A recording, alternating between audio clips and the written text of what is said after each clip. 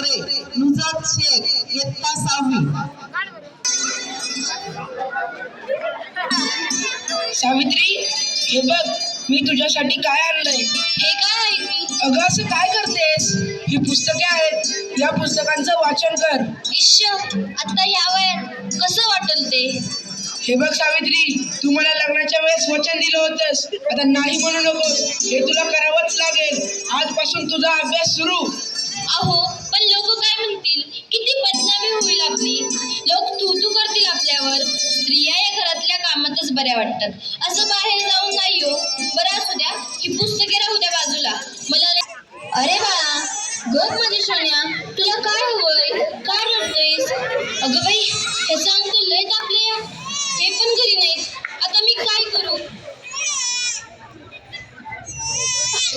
सावित्री, अगं ये सावित्री, किती रडतोय तुझं बघ. काय ठाऊक काय झालंय? अंग बी लय तापलंय. अगं सावित्री, अगं याचं अंग तर इस्तवणी तापलंय. होय ग पारू, आता मी काय करू? अगं सावित्री, ही तर भूतबाधा आहे. भूतबाधा. काय भूतबाधा? माझ्या लेकराला भूताने झपटलंय? नाही असं होऊच शकत नाही. होय सावित्री, असंच झालंय. याच्या पापण्या पण कशा लाल झाल्या. मग आता मी काय करू? हे पण घरी नाहीत. अगं तुझं पोरगं लय तापलंय. आता रडत बसू नकोस, वेळ वाया घालू नकोस. आपल्या गावाबाहेर मांत्रिक बाबा आले, लय जालीम उपाय करतात ते. त्यांच्याकडे घेऊन जा त्याला. म्हटलं तर मी येते तुझ्या संग. होय चल लवकर, माझं लेकरू लय तापलंय. बाबा, ते बघा एक बाई आपल्या बाबा, माझ्या बाळाला वाचवा. बाबा, माझ्या बाळाला वाचवा. त्याच्या अंगी स्तवासारखं तापलंय. बाबा, काहीतरी करा. बाबा, काहीतरी करा. तुझ्या बाळाला झपटलंय. काय? विहिरीतल्या भूताने? मग काहीतरी उपाय सुचवा बाबा. मी माझ्या बाळासाठी काय पण करीन. बाई, तू काळजी करू नकोस. बाबांवर विश्वास ठेव, सगळं काही चांगलं होईल. थोडा धीर धर. कसा धीर धरू बाबा, कसा धीर धरू? तुला तुझ्या बाळासाठी बळी द्यावा लागेल, म्हणजे तुला एक बकऱ्याचा नैवेद्य द्यावा लागेल. ठीक आहे बाबा, मी माझ्या बाळासाठी वाटते ते करीन. पण माझं बाळ वाचलं पाहिजे. माझ्या बाळाला वाचवा बाबा. बाई, तुला काय करायची गरज नाही. तू फक्त पैसे दे, नैवेद्य आम्ही करू. ठीक आहे बाबा, मी वाटेल तेवढं पैसे देईन, पण माझं बाळ वाचलं पाहिजे. हे घे अंगारा, दिवसातनं 2 वेळेस लावत जा बाळाला. बाबा की जय हो, बाबा की जय हो. बाबा बोले, बाबा बोले.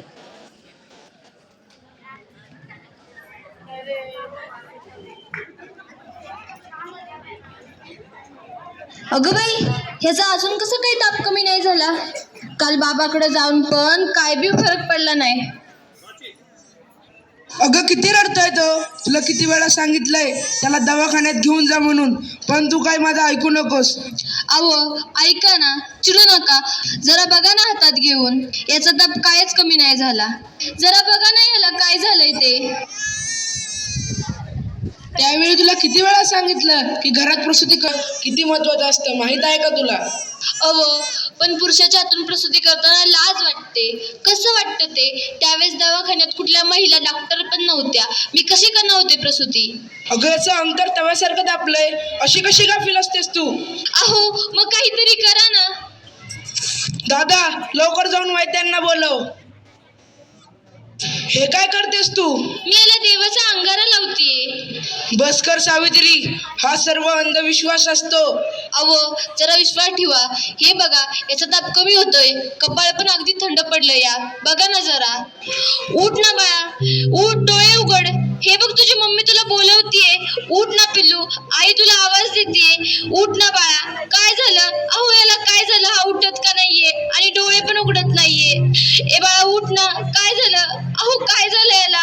हा सास गप्प गप्प काय? ए उठ ना बाळा, काय झालं तुला? अहो बघा ना जरा. आणि नाही राहणार मी अडाणी. मी शिकेन, मी नक्की शिकेन. कारण उद्या एखाद्या कुणी आईला उपचाराच्या कमतरतेमुळे आपल्या बाळाला मुकावे लागणार नाही.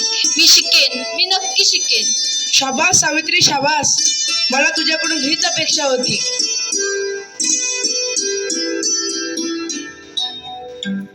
अगं बाई, मला माहितीच नव्हतं सूर्य हा पृथ्वीच्या गोल फिरतो. अगं, सूर्य पृथ्वीच्या गोल फिरत नाही, पृथ्वी सूर्याभोवती फिरते. समजलं? चल गावंढळ. तुम्ही मला सारखं गावंढळ म्हणत जाऊ शरम सगळी विकून खाल्ली आहे या सावित्रीने. कलियुग आहे रे बाबा, कलियुग. उद्या डोक्यावर मिऱ्या वाटेल तेव्हा कळेल या सुमंतरावांना. असं कोणी आपल्या बायकोला शिकवतं का? सगळं जग नष्ट होईल, बघत राहा तुम्ही. काय झालं? या समाजाला घाबरलीस की काय? हे तर तुला आयुष्यभर सहन करावं लागणार आहे. नाही, मला आता कोणी काही म्हणू दे, मी आता मागे हटणार नाही. मी शिकेन, मी नक्की शिकेन. मग चल माझ्या बरोबर. पोस्टमन, सुमंतरावांचं घर हेच आहे का? तुमची दिल्लीहून तार आलीये. सावित्री, तुला दिल्लीवरून तार आलीये. तुला दिल्लीला जावं लागेल. तुला दिल्लीला पुरस्कारासाठी बोलावलंय. तुझा सत्कार होणार आहे. काय? आज हे फक्त तुमच्यामुळे शक्य झालं, नाहीतर मी एकटी काहीच करू शकले नसते. Congratulations, keep it up. महिलांचा सन्मान वाढवलात तुम्ही. आज माझ्या हातात ही डॉक्टरकीची पदवी नसून उद्याच्या त्या सोनेरी क्षणाची चावी आहे.